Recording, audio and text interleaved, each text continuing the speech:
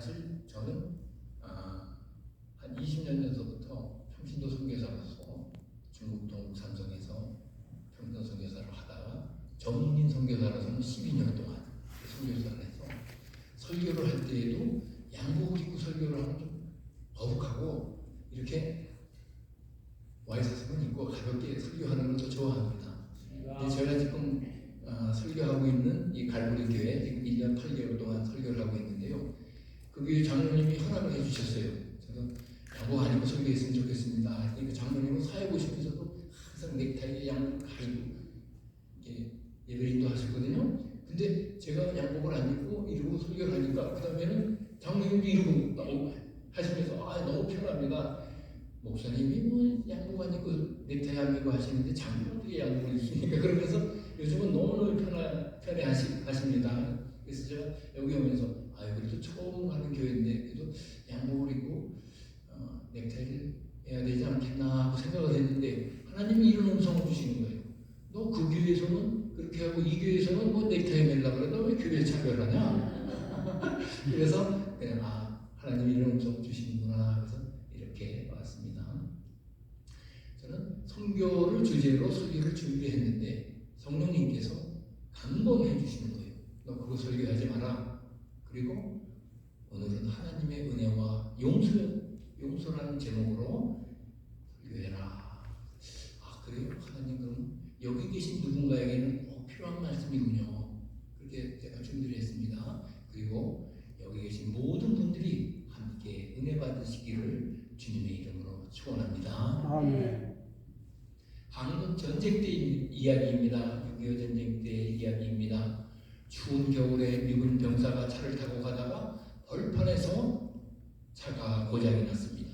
이렇게 차를 고치고 있는데 어디선가 아기 울음소리가 났습니다. 이 아기 울음소리를 찾아가서 내려가 보니까 이 다리 밑에서 한 여인이 자기 옷을 벗어서 아이에게 입히고 아이를 꽉 껴안고 얼어 죽어 있었습니다. 하나님이 이 아이를 나보고 기르라고 하는구나 이렇게 생각한 미군 병사는 이 아이를 데리고 미국에 와서 친아들같이 키웠습니다. 이 아이가 사춘기가 되니까 이제 나를 낳아준 친부모는 어디 있느냐? 친부모는 왜 나를 버렸느냐 하면서 양부모에게 반항을 합니다. 이제는 출생의 비밀을 알려줘야 되겠다고 생각한 이 미군 부모는 겨울방학 때 이 아이를 데리고 한국으로 와서 이 아이를 처음 발견한 그 장소가 어머니의 무덤을 찾아갔습니다. 이 무덤 앞에 한참 서 있던 아이가 갑자기 옷을 벗어서 무덤 위를 덮으면서 통곡을 하고 우는 것이었습니다. 어머니 얼마나 추우셨어요? 하고 한참을 울었습니다. 엄마가 자기 자신을 버렸는지 알았는데 자신을 위해 죽은 엄마의 그 무덤을 만나고 난 그 후에 이 아이는 반항아가 아니라 모범생이 되었다고 합니다. 우리 사람이 부모의 은혜를 깨달으면 소리들기 시작합니다. 공부해라, 열심히 뭐해라 할 말 필요가 없습니다. 그와 마찬가지로 우리 성도님들도 나의 죄를 대신하여 죽으신 그 예수님을 만나면 영적인 소리 들리게 되는 것입니다. 우리는 하나님의 은혜로 구원받고 은혜로 성화되고 하나님의 은혜로 영화롭게 되는 것입니다.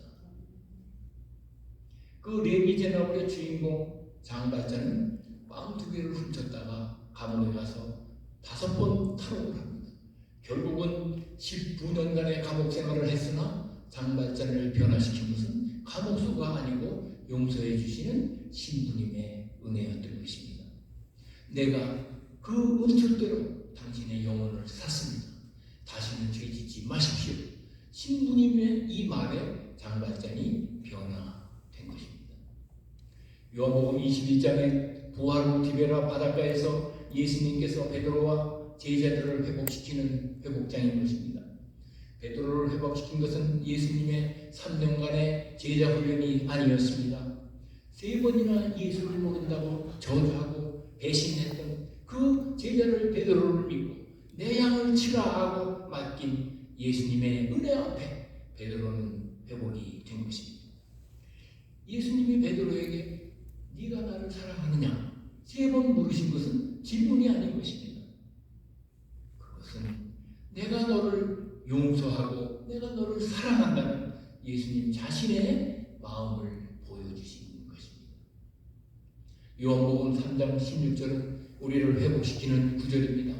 하나님이 세상을 이처럼 사랑하사 독생자를 주셨으니 이는 저를 믿는 자마다 멸망치 않고 영생을 얻게 하시니라. 이 요한복음 3장 16절, 하나님이 에덴 동산에서 잃어버린 나의 영혼을, 나의 영생을 회복시키는 구절인 것입니다. 그래서 여기에 여러분 자신의 이름을 한번 집어넣고 하나님이 나 자동혁이를 이처럼 사랑하사 독생자를 주셨으니 이렇게 한번 해보시기를 바랍니다. 하나님은 이렇게 은혜를 모르는 나를 위하여 자신의 아들을 십자가에 못 박으셨던 것입니다. 이것을 놓고서 로마서 5장 8절에서는 하나님이 자기의 사랑을 확증하셨다고 기록하고 있습니다.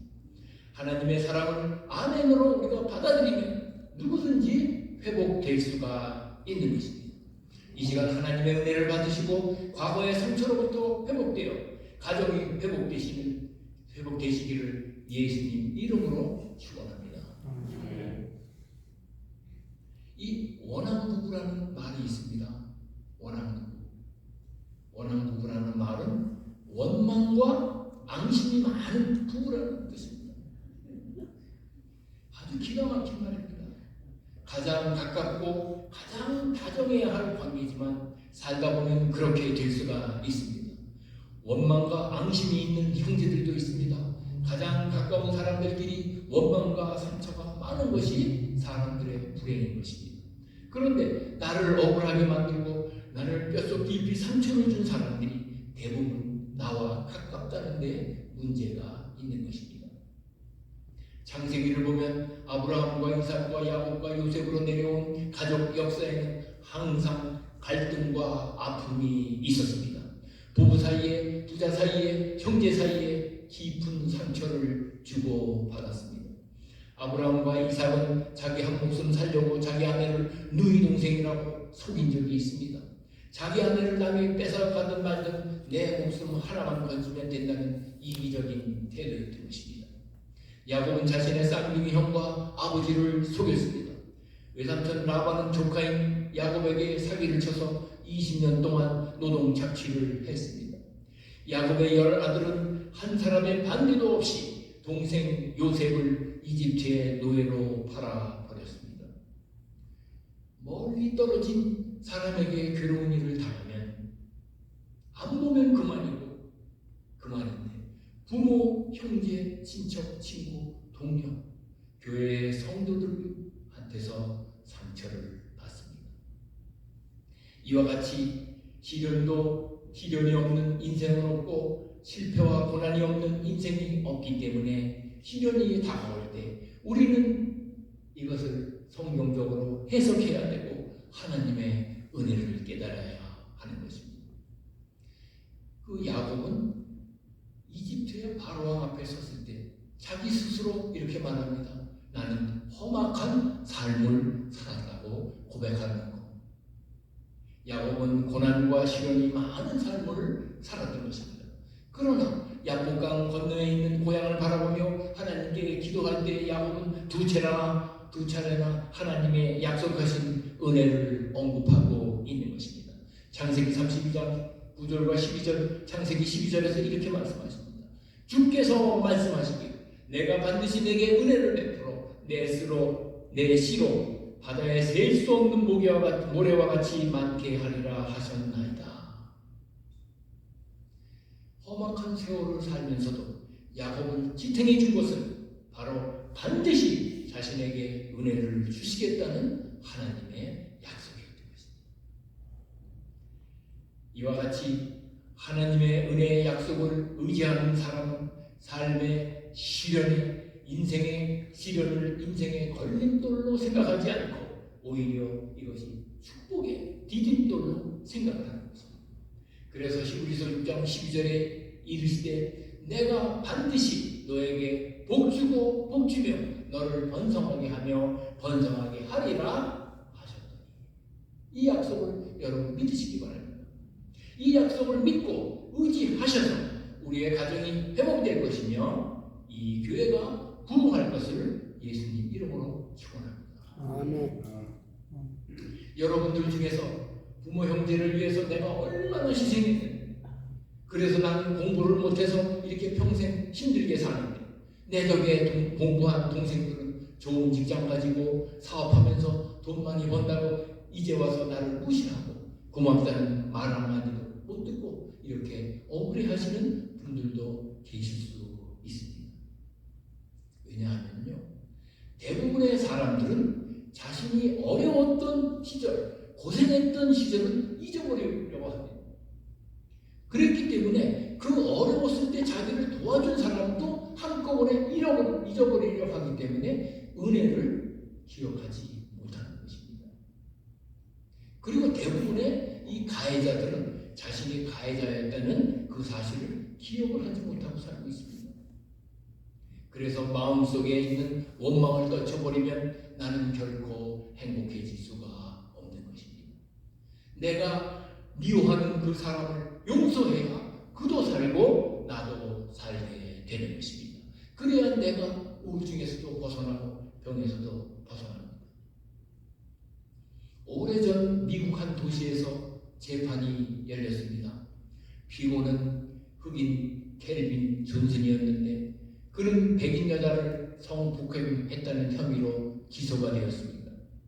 그날은 공교롭게도 배심원 전원이 백인이었고 흑인 피고를 의심했습니다. 알리바이를 대도 무시하고 진범으로 결정하고 말았습니다. 이렇게 해서 켈빈 존슨은 애매하게 복역하게 되었습니다. 그는 이렇게 최후 진술을 했습니다. 하나님이 내 증인이시오. 나는 결코 진범이 아닙니다. 누명을 벗기 위해 나는 날마다 기도할 것입니다. 그 16년이 지난 후 계기가 마련되어 유전자 검사를 하게 되었고 그 결과 진범이 아님이 밝혀졌습니다. 재심을 위해 법정에 나온 그의 손에는 성경책이 들려져 있었습니다. 무죄를 선고받은 그에게 기자들이 질문을 합니다. 존슨 씨, 당신을 16년간이나 감옥에서 썩게 만든 판사와 배심원들을 증오하지 않습니까? 보복하고 싶지 않습니까?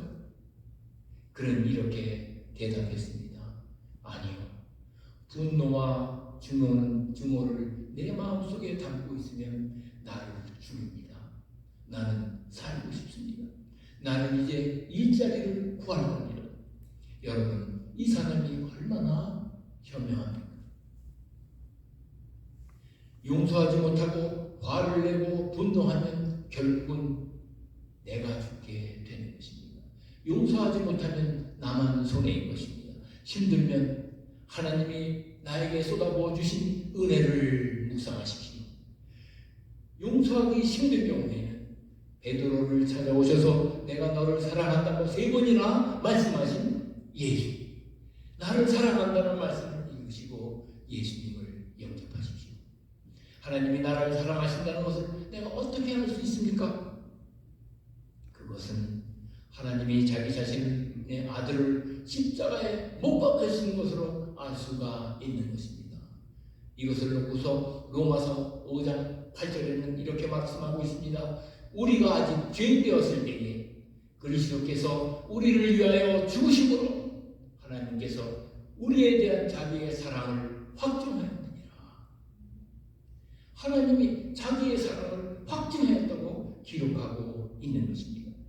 성경에는 하나님의 사랑과 은혜가 가득 차 있습니다. 날 사랑하신, 날 사랑하신, 날 사랑하신 성경에서 이러한 성경을 여러분이 계속 읽으시면 여러분의 내면에 내적 치유가 일어날 것입니다. 사도 바울을 변화시키고 이방인의 사도로 헌신하도록 만든 것은 성경 공부, 율법 전수, 제자 훈련이 아니었던 것입니다. 나의 나된 것은 주의 은혜로 된 것입니다. 사울은 교회를 핍박하고 이제 죽어야 마땅한데 하나님의 은혜로 선택되었고 의롭다 하시고 영화롭게 된 것이기 때문인 것입니다. 그래서 바울은 오늘 요절 말씀입니다. 그러나 내가 다 된 것은 하나님의 은혜로 된 것이니 내게 주신 그의 은혜를 잊지 아니하며 내가 모든 사도보다 더 많이 수고하였으나 내가 한 것이 아니요 오직 나와 함께한 하신 하나님의 은혜로다. 제가 좋아하는 단어가 바로 은혜와 평강입니다. 그래서 저는 카톡이나 이메일 보낼 때 마지막에 평강 이렇게 써놨습니다. 이 평강은요, 주변의 환경이 아무리 복잡하고 요란하다 할지라도 마음이 동요하지 않고 평안을 누리고 살 수 있는 것. 주변의 상황이 어떠하든지 흔들리지 아니하고 두려워하지 않는 것입니다. 베드로는 복음을 전하다가 감옥에 들어갔습니다. 그 전에 야고보가 톱으로 교물당해 죽음을 당한 바로 그 뒤입니다. 베드로도 그 이상의 끔찍한 죽음을 맞이해야 할 상황이 되었습니다. 그러나 그는 그러한 상황 속에서도 천사가 발로 옆구리를 칠 때까지 깊은 잠에 들어 있었던 것입니다. 하나님을 모르는 사람들은 상황이 어려우면 원망하고 불평하고 낙심할지 모릅니다. 그러나 그때에도 하나님을 사랑하는 사람들은 평강으로 가득 차 있을 수 있습니다. 왜? 은혜에는 반드시 평강이 따라오게 되어 있기 때문입니다. 에베소서 1장 2절 12절입니다. 그러나 우리 아버지와 주 예수 그리스도를 쫓아 은혜와 평강이 너희에게 있을지어다. 은혜와 평강은 함께 따라오는 것입니다. 그래서 우리가 하나님의 은혜를 잊지 않고 감사하는 사람에게는 반드시 평강이 따라온다고 하는 것입니다. 평강은 마음이 편안하고 육체가 강건해진다는 뜻입니다. 내 마음이 두렵고 불안하며 막 신경질이 나고 나면 받은 은혜를 기억하고 감사하십시오. 그러면 평강이 임할 것입니다. 이 성경이 써였던 그 당시에 헬라어에는 평강이라는 그 헬라어에는 묶는다는 뜻이 있습니다. 같이 묶는다.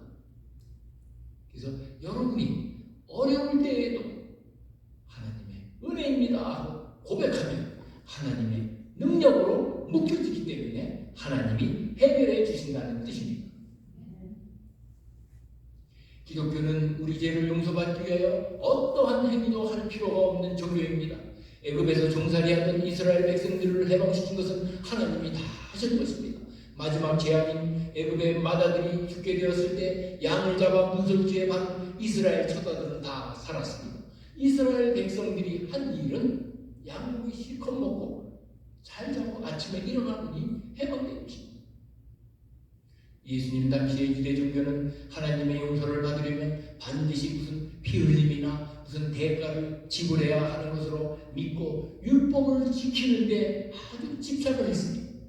그런데 하나님이 그의 아들을 희생함으로써 우리의 모든 죄를 용서하시고 예수님이 인간의 행위를 뛰어넘는 하나님의 무조건적인 은혜를 가르치니까 그 당시 제사장 제도에 묶여 있었던 종교 지도자들의 미움을 받았던 것입니다.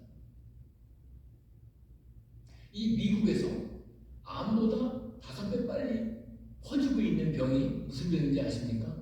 이제 우울증입니다. 우울증. 우리 사람들이 몰라서 그렇죠. 우리 중에도 약 20% 정도가 우울증 초기 증상을 가지고 있습니다. 평소에는 자기 자신을 모릅니다.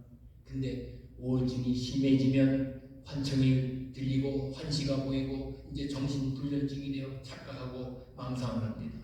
그 우울증은 참 나쁜 것은 우울증에 걸리면요 비디오 보듯이 과거의 상처와 아픔이 자꾸 보이는 거예요. 그게 자꾸 기억나는 거예요. 그게 우울증의 초기입니다. 꿈에서 나타납니다. 만약 이 자리에 그러신 분이 계시면 빨리 하나님의 은혜를 사모하십시오. 제가 잘 아시는 분은 우울증에 걸려서 불면증으로 밤에도 잠을 못 자고 낮에도 잠을 자려면 커튼을 치고 어둠의 방을 만들어 놓고 스스로 자기를 가둬놓습니다. 자살까지 시도하다가 10년 이상 상담과 약을 먹고 이제 완전히 회복이 됐습니다. 그래서 요즘 한국에서는 우울증이 심해지면 조현증이라고 합니다. 조현증은 미치는 겁니다. 이 조현증은 정신불면증인데 이것도 역시 우울증으로부터 시작이 되는 것입니다. 우울증은 과거의 상처나 내가 인정받지 못했을 때, 사랑받지 못했을 때, 억울한 일이 당했을 때, 열등의식이 생겼을 때, 그때 스트레스로부터 우울증이 시작이 되는 것입니다.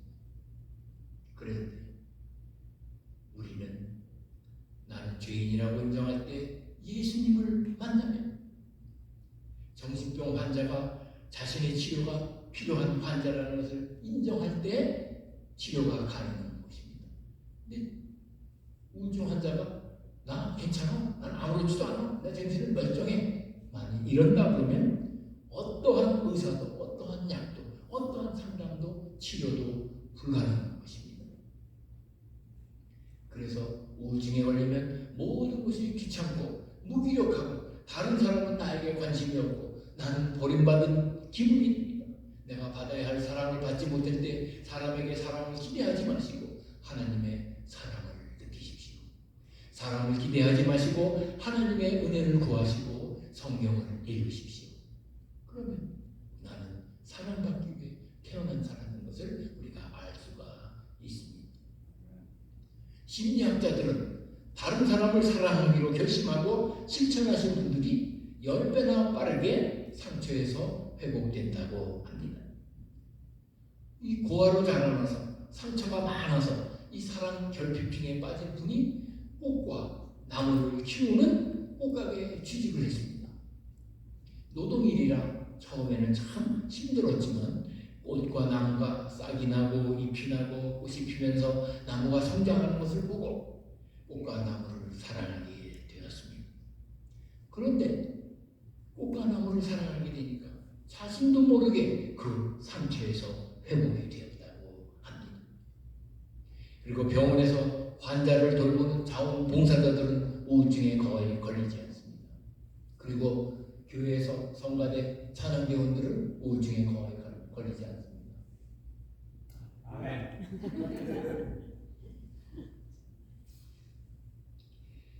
성경의 은혜라는 단어가 291번 처음 나오고 처음에 단어가 나온 것이 창세기 6장에서 8장 9절에 처음 나옵니다. 노아는 여호와께 은혜를 입었더라. 그리고 성경의 마지막 계시록 22장 마지막 절 21절 주 예수의 은혜가 모든 자들에게 있을지어다 하면서 성경에는 이 은혜가 하나님의 은혜가 성경에 꽉 차 있습니다. 이 창세기를 크게 세 부분으로 나눌 수가 있는데요. 1장과 2장은 세상의 시작, 우주의 시작, 가정의 시작, 민족의 시작입니다. 그 다음에 3장서부터 11장까지에는 우리가 잘 아는 4대 사건이 나오고 있습니다. 선악과 사건, 가인과 아벨 사건, 노아 홍수 사건, 그리고 바벨탑 사건. 이 네 사건은 은혜를 말하고 있는 것입니다. 그리고 나머지 장은 그 은혜를 어떻게 받고 누리는가를 나타나고 있는 것입니다. 그 4대 사건을 간단히 말씀드리면 선악과 사건은 아담과 하와가 하나님 앞에 불순종해서 죄를 지으니까 결국 죄의 결과 동산에서 쫓겨납니다. 심판받는 것입니다. 그러나 하나님은 그들을 찾으시고 가죽옷을 입혀 주시는 것입니다. 죄, 심판, 용서, 바로 은혜인 것입니다. 두 번째, 가인이 동생을 죽입니다. 죄를 졌습니다. 그러나 하나님은 가인을 쫓아냅니다. 심판입니다. 그러나 하나님은 가인에게 보호의 증표를 주시는 것입니다. 죄, 심판, 용서, 결국 은혜를 말하고 있는 것입니다. 세 번째, 하나님의 아들들이 사람의 딸들과 교제합니다. 죄입니다. 그러나 하나님의 홍수로 세상을 멸합니다. 심판입니다. 그러나 노아와 그 가족을 살려주십니다. 죄의 심판, 용서, 결국 용서로 은혜를 말하고 있는 것입니다. 네 번째, 노아의 후손들이 바벨탑을 쌓습니다. 죄를 지은 것입니다. 이제 언어를 혼잡하게 만드셔서 흐트러놓습니다. 심판입니다. 그러나 아브라함을 부르셔서 인류를 구원하시는 것입니다. 없이 죄의 심판 용서, 은혜를 말하는 거예요. 그래서 창세기를 은혜의 눈으로 보면 창세기를 그냥 탁 뚫을 수가 있는 것입니다. 그 다음에 창세기를 그래서 창세기 3장 11절을 쭉 읽었을 때 이것은 바로 4대 사건은 바로 은혜를 말씀하고 계시는구나 하는 것을 우리가 깨달을 수가 있는 것입니다. 그 다음에 창세기 12장서부터 50장까지는 4대 족장 이야기는 아브라함과 이삭과 야곱과 요셉이 어떻게 은혜 받고 사는가 하는 것을 말씀하고 있는 것입니다. 우리의 천지에 꽉 차있는 이 공기가 없으면 사람은 10분 이상을 살지 못합니다. 사람은 공기의 중요함을 모르고 삽니다. 이와 같이 은혜는 사람에게 꼭 필요하며 성경 전체에 은혜가 꽉 차있지만 은혜를 모르고 살고 있는 것입니다. 그래서 창세기는 성경을 압축해 놓은 못자리판이라고 하는데 하나님의 은혜를 깨달으면 성경 전체가 뚫리게 되는 것입니다. 하나님의 은혜는 죄 지은 인간을 회복시키는 방법인 것입니다. 우리 중에 하나님의 은혜가 필요하지 않은 사람이 계십니까? 큰 용서가 있는 것에 큰 은혜의 감동이 있는 것입니다. 아내의 은혜에 가정이 회복되는 그 이야기, 노란 손수건이라는 그 이야기를 잘 아시고 계실 것입니다. 4년 동안 뉴욕의 형무소에서 수감 생활을 마치고 집으로 돌아가는 빙고라는 사람의 실제 이야기인 것입니다. 그는 석방되기 전 아내에게 이렇게 편지를 썼습니다.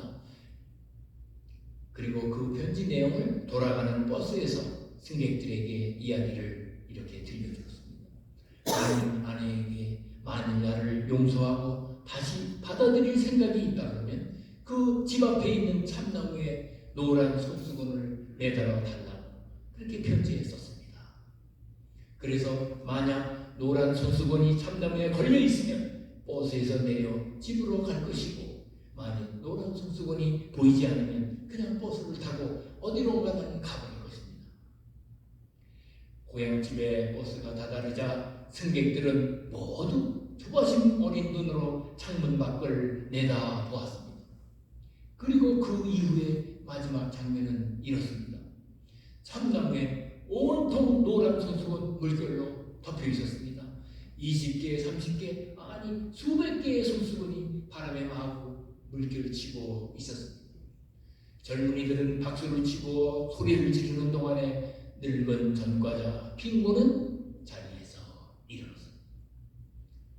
이 얘기를 들으면서 우리가 추측할 수 있었던 것은 아내에게 돌아가기 위해 이 남자는 큰 용서가 필요했던 것 같습니다. 아내가 용서해 주지 않으면 도저히 얼굴을 들 용기가 없었던 것입니다. 그런데 거기에는 커다란 용서가 있었습니다. 아니 커다란 은혜가 있었던 것입니다. 그리고 거기에는 커다란 감동이 물결치기 시작했던 것입니다. 용서의 삶을 사는 것은 감동이 있습니다. 아내가 선택한 은혜는 바로 가정의 회복이었던 것입니다. 이제 은혜를 경험한 사람은 다른 사람을 회복시킵니다. 예수님은 하나님과 우리의 관계를 회복시키기 위하여 죽으셨던 것입니다. 에베소서 2장 13절 16절에 이제는 멀리 있었던 너희가 그리스도 예수 안에서 그리스도의 피로 가까워졌느니라. 그는 우리의 화평이신지라 둘로 하나를 만드사 중간에 막힌다만 하시고 자기 안에서 화평하게 하시고 십자가로 이 돌을 한 몸으로 하나님과 화목되게 하십니다. 은혜를 베풀 수 있는 은혜를 베풀 수 있는 위치에 있다는 것이 얼마나 큰 축복입니까? 이 아내는 하나님의 은혜를 경험해 보았기에 이 남편을 용서하고 가정이 회복될 수 있었던 것입니다.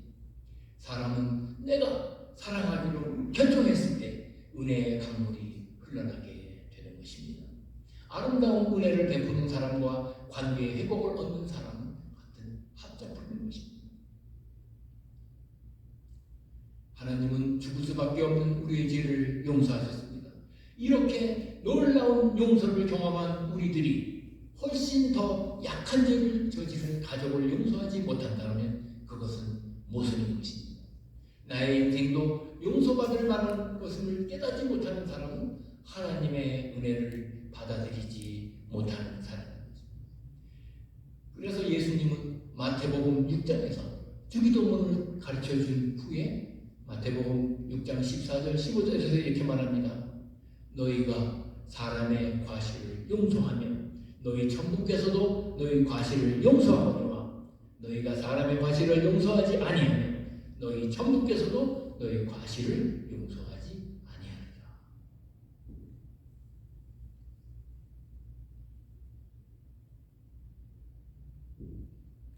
시간이 좀 지났습니다. 조금 더 하겠습니다.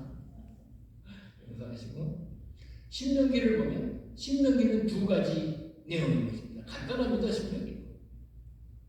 하나는 하나님의 은혜를 잊지 말라.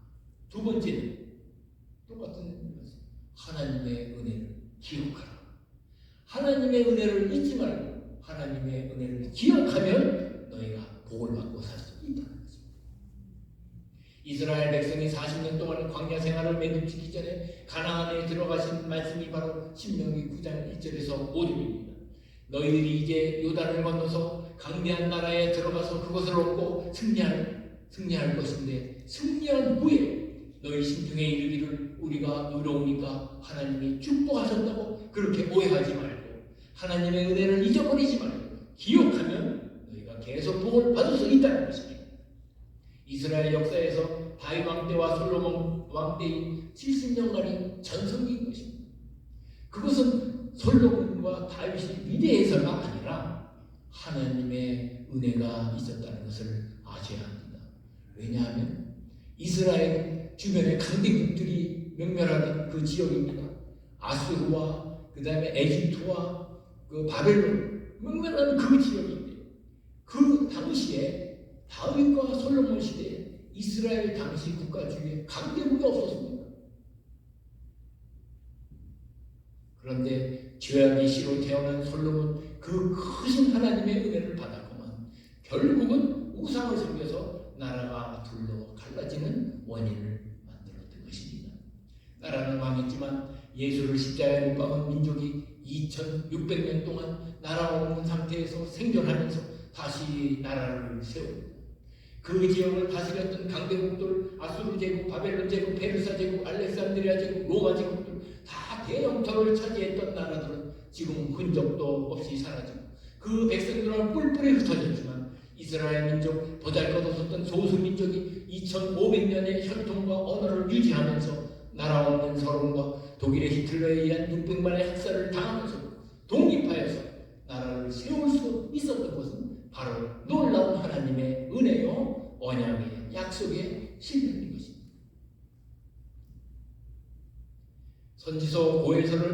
선지자 호세아서를 보면 고멜이라는 부인이 몇 달씩 집을 나갔다가 돌아와서는 아이를 낳는데 호세아가 보기에 남편이 보기에 아이의 아버지가 누군지 모르고 호세아 개인의 비극을 통해서 이스라엘 백성이 우상 숭배하는 국가적 비극을 나타내고 있는 것입니다. 버림받아야 하는 호세아의 아들을 다시 노예시장에서 값을 치르고 집으로 데려다가 살듯이 너희가 우상 숭배하는 너희들을 은혜와 긍휼로 여기로 다시 장가드리라. 하나님의 끔찍한 은혜. 제가 요한계시록까지 말씀드리려고 그러면 한 2시간 하는데 은혜에 대해서. 근데 여기서 이제 맞춰야 되는데 성경 전체에 보면 하나님의 은혜가 넘치고 넘치는 것입니다. 우리를 끝까지 용서하시며 구원하시며 하나님의 은혜로 신구약 성경이 가득 차 있는 것입니다. 어려웠기 때문에 내가 하나님께 더 매달렸다면 고난이 오히려 축복이며 내가 아픔을 겪었기 때문에 나와 비슷한 시련을 겪은 사람들을 내가 이해할 수 있고 내가 부를 수 있는 것입니다. 그래서 로마서 8장 28절은 언제 들어도 옳고도 아름다운 진리인 것입니다. 우리가 알거니와 하나님을 사랑하는 자 곧 그 뜻대로 부르심을 입은 자들에게는 모든 것이 협력하여 선을 이루느니라. 은혜를 받아본 사람이 다른 사람을 용서할 수 있는 것입니다.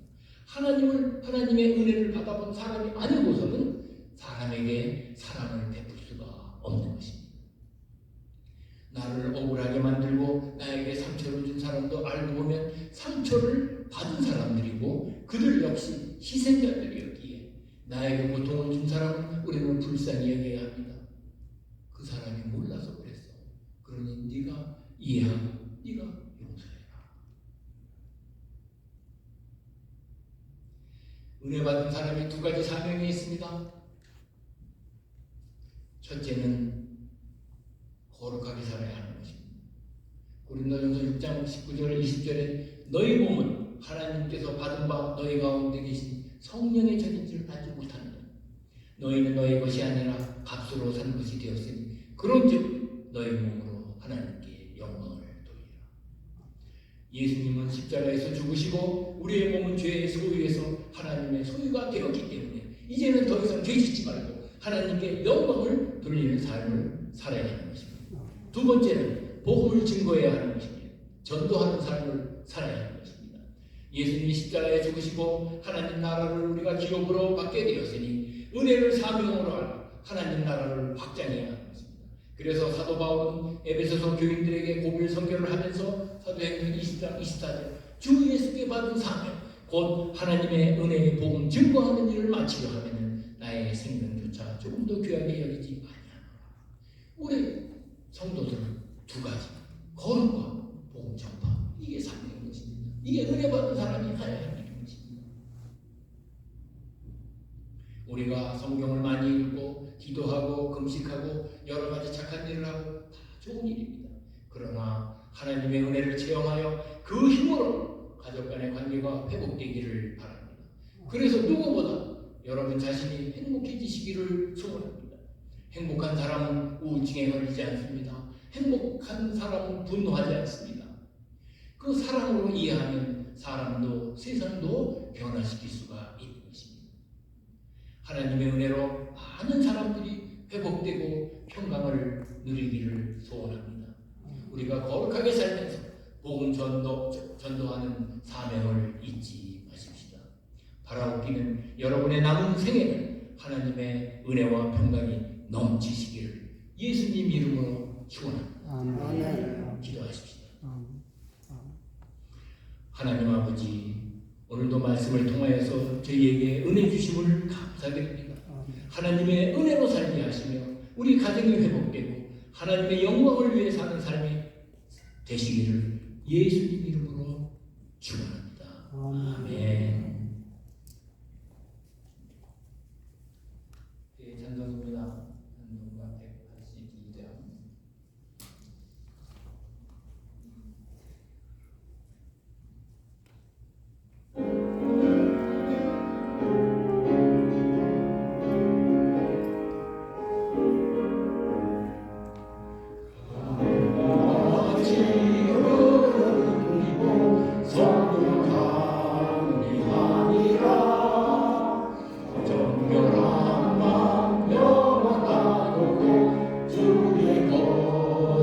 내